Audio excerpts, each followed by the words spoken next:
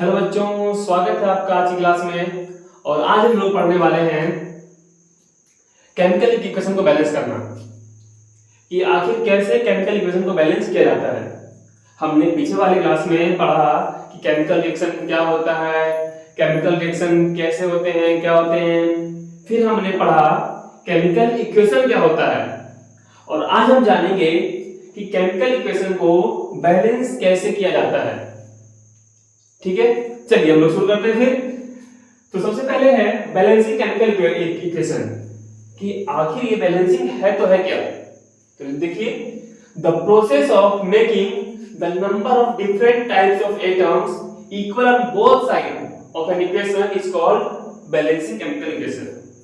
यानी आपको इतना तो पता है कि हर एक केमिकल इक्वेशन में दो साइड होते हैं, एक लेफ्ट साइड और एक राइट साइड। ठीक है, हर एक केमिकल इक्वेशन में दो साइड होती हैं, एक लेफ्ट और राइट। लेफ्ट में हम लोग लिखते हैं रिएक्टेंट को और राइट में लिखते हैं प्रोडक्ट को। जैसे मान लीजिए ये हमारा लेफ्ट साइड है और ये हमारा राइट साइड है, तो यहाँ हम लिखते हैं अपने रिएक्टेंट को और यहाँ लिखते हैं प्रोडक्ट को। तो हमारा मेन बेसिक प्रोसेस ये है कि हम अपने लेफ्ट साइड और राइट साइड में, यानी दोनों साइड में नंबर ऑफ एटम्स को इक्वल कर दें, और इसी इक्वल करने के प्रोसेस को बोलते हैं बैलेंसिंग केमिकल इक्वेशन। अगर आपसे कोई पूछे या अगर आपके एग्जाम में सवाल आए, what do you mean by balancing chemical equation और what do you understand by balancing chemical equation, तो इसका सीधा मतलब यह होगा, it is the process of making the numbers of different types of atoms equal on both side of an equation is called balancing chemical equation. यानी कि एक chemical equation के दोनों साइड के एटम्स के नंबर्स को बैलेंस कर देना ही कहलाता है बैलेंसिंग केमिकल इक्वेशन। ठीक है, एग्जांपल के लिए हमारे पास एक ये रिएक्शन लिखा हुआ है जिसमें हाइड्रोजन और वाटर कंबाइन होकर, हाइड्रोजन और ऑक्सीजन कंबाइन होकर के वाटर मॉलिक्यूल बनाते हैं। Hydrogen plus oxygen gives water, और ये अनबैलेंस है। क्यों? क्योंकि यहाँ पर हाइड्रोजन के एटम्स दो हैं, यहाँ दो हैं, लेकिन यहाँ ऑक्सीजन दो है और यहाँ ऑक्सीजन केवल एक है, इसलिए क्या हो गया, ये अनबैलेंस। और ये यहाँ देखिए अब बैलेंस हो चुका है, हाइड्रोजन 4 ऑक्सीजन 2 ऑक्सीजन 2, ये बिल्कुल बैलेंस हो गया। तो अनबैलेंस से बैलेंस की ओर कैसे पहुंचेंगे, यही आज हम लोग क्लास में सीखेंगे। ठीक है, चलिए आगे बढ़ते हैं। आगे है Why do we balance chemical equation? कि सर केमिकल इक्वेशन तो ठीक है, इसको बैलेंस करना भी ठीक है, लेकिन आखिर क्या जरूरत है इसको बैलेंस करने की, क्यों हम इसको बैलेंस करें? Why do we need a balanced chemical equation? तो इसका सीधा सा आंसर है, chemical equation must be balanced to satisfy the law of conservation of mass, which states that matter cannot be created or destroyed। यानी कि हमने एक chemistry का बेसिक लॉ पढ़ा है, law of conservation of mass, जहां आपने पढ़ा है matter can not be created nor be destroyed. यानी मैटर को हम ना तो क्रिएट कर सकते हैं और ना ही डिस्ट्रॉय कर सकते हैं। और इसी प्रिंसिपल को, इसी लॉ को बैलेंस करने के लिए, सेटिस्फाई करने के लिए हमको केमिकल इक्वेशन को बैलेंस करना पड़ता है। वरना अगर यहाँ पर देखिए, यहाँ पर हाइड्रोजन के दो मॉलिक्यूल थे या दो एटम थे, तो यहाँ पे केवल एक एटम क्यों आया, वो एक एटम कहाँ डिस्ट्रॉय हो गया? ये तो हमारी लॉ के खिलाफ है, ये law of conservation of mass के खिलाफ है कि एक एटम डिस्ट्रॉय हो गया, ये तो पॉसिबल नहीं है। इसका मतलब हमने कहीं ना कहीं गड़बड़ी की है। तो गड़बड़ी ये हुई है कि हम लोगों को रिएक्शन लिखने में ही मिस्टेक हुआ है, और उसी मिस्टेक को हम सुधारते हैं और इसको हम बैलेंस करना सीखते हैं। और ये सवाल बहुत जरूरी है, ये आपके एग्जाम में कई बार पूछा जाता है, why do we need a balanced chemical equation और why do we balance a chemical equation, कि हम केमिकल इक्वेशन को बैलेंस क्यों करते हैं, केमिकल इक्वेशन को बैलेंस करना क्यों जरूरी है, what is the importance, what is the significance, ऐसा करके सवाल बहुत बार एग्जाम में पूछा जाता है। तो आपको एकदम ध्यान रखना है, chemical equation must be balanced to satisfy the law of conservation of mass which states matter cannot be created nor be destroyed। यानी कि मैटर को हम ना तो क्रिएट कर सकते हैं और ना ही डिस्ट्रॉय कर सकते हैं। इसी प्रिंसिपल को फॉलो करते हुए हम अपने केमिकल इक्वेशन को बैलेंस करते हैं और यही हमारी जरूरत है। ठीक है, तो आपने सीख लिया बैलेंसिंग क्या होती है, बैलेंसिंग करनी क्यों जरूरी है।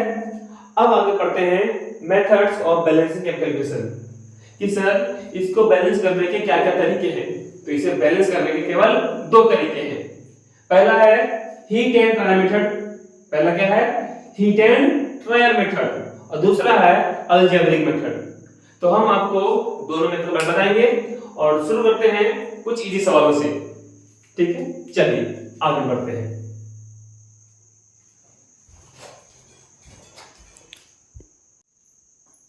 चलिए अब आगे देखते हैं। हमारे पास कुछ दो क्वेश्चन हैं, इजी क्वेश्चन हैं। अब हम इसको सॉल्व करने का प्रयास करते हैं और आप ध्यान से देखिएगा कैसे क्या क्या होता है। ध्यान से देखिए, हमारे पास एक केमिकल रिएक्शन है, hydrogen combines with oxygen to give water molecule. तो अब इसका पहले हम लिखेंगे इक्वेशन। ये वर्ड फॉर्म में दिया हुआ है, इसको क्या करेंगे? पहले सिंबल इक्वेशन में बदलेंगे।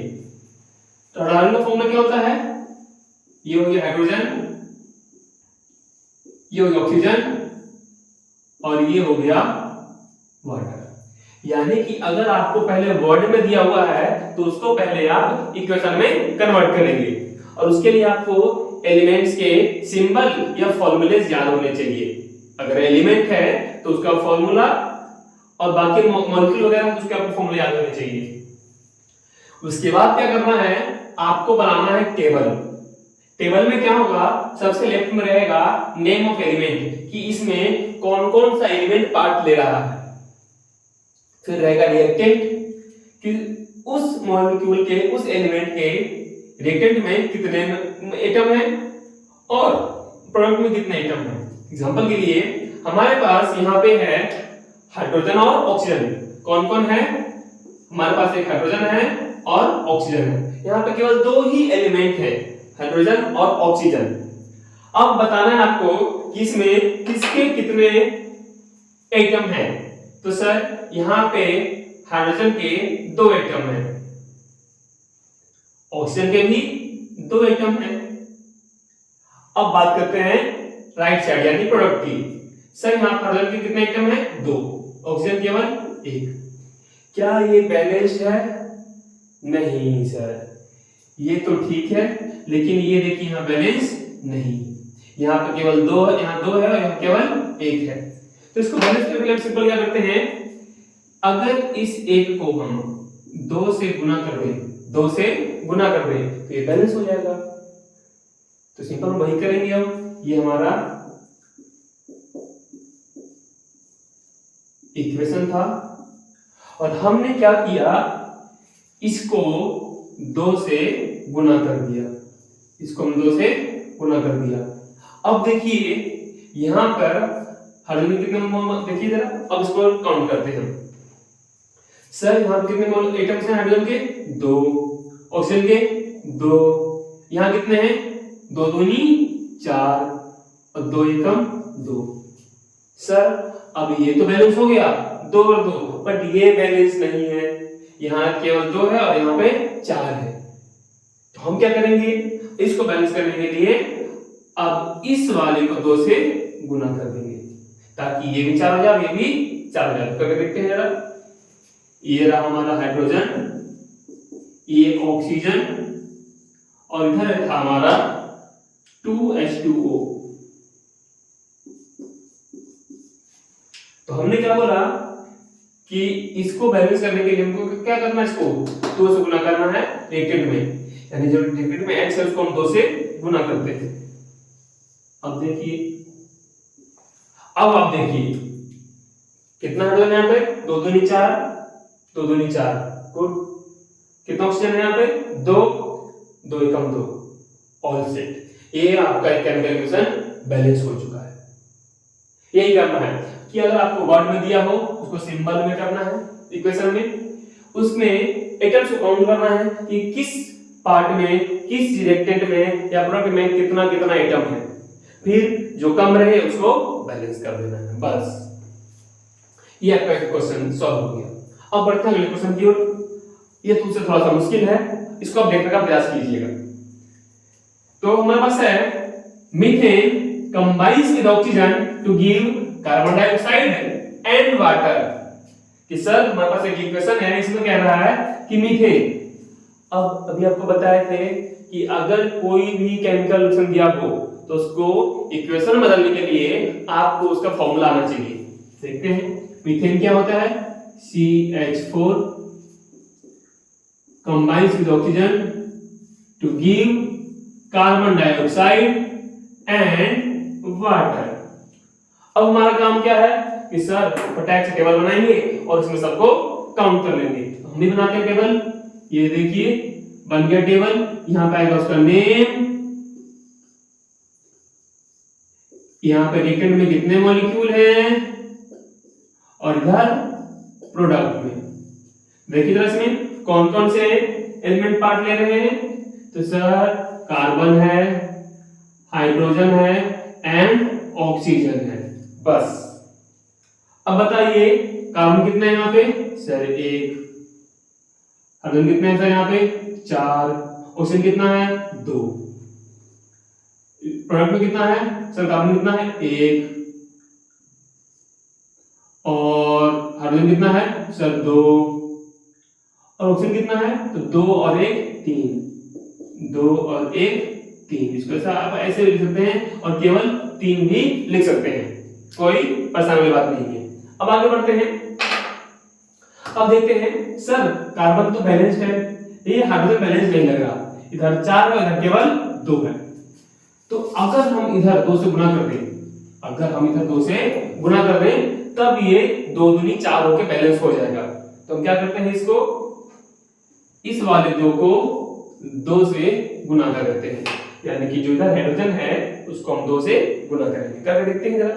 ये देखिए ये हमारे पास methane plus oxygen gives carbon dioxide plus water था, और हमने क्या कहा कि इधर वाले को 2 से गुना करना है। ये देखिए 2 से गुना कर दिया। अब देखते हैं कि हमारे 2 से गुना करने पर इसमें क्या असर पड़ा। इसलिए इसे बोला जाता है हीटेड मेथड, क्योंकि इसमें हम केवल अंदाज पे ही इसको बैलेंस कर देते हैं।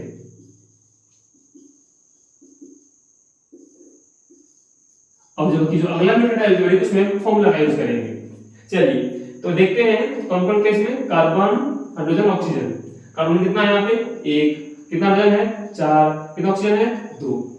या देखते हैं कितना कार्बन है 1, हाइड्रोजन कितना है 2 दूनी 4 और ऑक्सीजन कितना है 2 और 2 4। देखिए अब इस पर भी असर पड़ा है, पहले ये केवल 1 था, यहाँ 2 हो गया, तो इससे इसका मान 4 बढ़ गया। देखिए ये बैलेंस है, ऑल गुड, ये बैलेंस है, ठीक है। ये बैलेंस्ड नहीं है, यहाँ केवल 2 ऑक्सीजन है और यहाँ पर 4 है, तो उसके लिए क्या क्या करना होगा बताइए आप। वेरी गुड, इसको 2 से गुना कर देना है। इसको 2 से गुना कर देंगे तो ये भी 4 हो जाएगा और ये बैलेंस्ड हो जाएगा। इसे बोलते हैं हीट एंड ट्रायल मेथड। अब देखिए ये है methane plus oxygen gives carbon dioxide plus water. तो हमने क्या किया था इस स्टेप में, यहाँ पे 2 से गुना किया था। अब हमको इधर इससे हमने गुना करना ऑक्सीजन में, कहां पे रिएक्टेंट में, यहाँ पे हमको 2 से गुना करना है। अब देखिए कार्बन 1 गुड, हाइड्रोजन 4 2 दूनी 4 गुड, ऑक्सीजन 2 दूनी 4 2 और 2 4, सब बराबर हो गए। तो इस तरह के मेथड को बोलते हैं हीट एंड ट्रायल मेथड, जिसमें आपको एक इक्वेशन दिया रहता है, आप उसको पहले टेबल के फॉर्म में उसको बनाते हैं और काउंट करते हैं कि किस पार्ट में कितने एटम हैं। अब जहां भी कमी होती है आप उसको गुना करके बराबर कर देते हैं और वो केमिकल इक्वेशन बैलेंस हो जाता है। तो अगर आपको समझ में आ गया है तो आपके लिए दो होमवर्क है, दो इक्वेशन है। पहला आपका रहेगा hydrogen plus chlorine gives hydrochloric acid, और इसको बैलेंस करके आप कमेंट बॉक्स में लिखें। दूसरा है magnesium plus oxygen gives magnesium oxide. ये तो क्वेश्चन आप बना के रहेंगे। और आगे हम पढ़ेंगे अलजेब्रिक मेथड। ये कौन सा मेथड था? ये था हीट एंड ट्रायल मेथड। इसमें क्या होता है, सिंपल हम गेस करके किसी नंबर से मल्टीप्लाई करते हैं। हीट एंड ट्रायल मतलब किसी नंबर को गेस करना है, उससे मल्टीप्लाई करना है और बैलेंस कर देना है। इक्वेशन दिया रहेगा, उसको आप टेबल में लिखेंगे, काउंट करेंगे और उसको इक्वेशन के अकॉर्डिंग जिस नंबर की रिक्वायरमेंट होगी उससे मल्टीप्लाई करके उसको बैलेंस कर देंगे। इक्वेशन देखो यहां पर दिया होगा वर्ड इक्वेशन, उसको हमने सिंबल में कन्वर्ट किया क्योंकि हमें फॉर्मूला याद था। फिर हमने उसको टेबल में लिखा कि किस एलिमेंट के कितने आइटम है, फिर उसको हमने मल्टीप्लाई किया और ये बैलेंस हो गया। ठीक है, तो आपको सभी इक्वेशन के लिए ऐसा करना है कि उसको पहले इस इक्वेशन में लिखिए, टेबल बनाइए और उसको फिर नंबर से मल्टीप्लाई करके बैलेंस कर दीजिए। ठीक है, तो हम आगे बढ़ते हैं और आगे पढ़ेंगे हम लोग अलजेब्रिक मेथड।